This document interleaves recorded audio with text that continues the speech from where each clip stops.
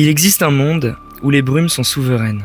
Leur voile mystérieux cache un empire fondé sur la domination d'un seul homme, le Seigneur Maître. Dans ce monde, un groupe de rebelles cherche à renverser le pouvoir, et pour les assister dans ce dessein, ils vont faire l'usage de ruses, mais vont aussi bénéficier d'une aide magique basée sur les métaux, l'allomancie. Ce qu'ils ne savent pas encore, c'est que ce monde est bien plus complexe qu'ils ne l'avaient imaginé.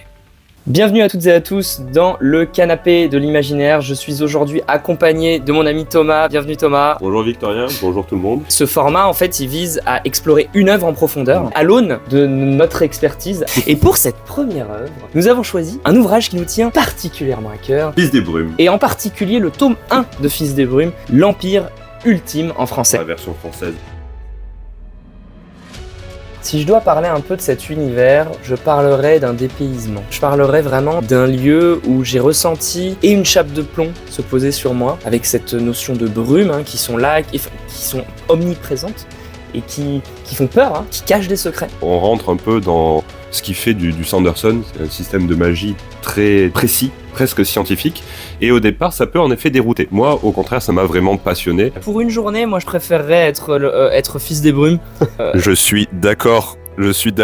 L'aspect fun du système de magie, toutes les possibilités qu'on y voit, découvrir un nouvel univers que j'ai trouvé extrêmement riche, extrêmement beau. Pour moi, cette œuvre nous montre les potentialités transformatives de l'amour.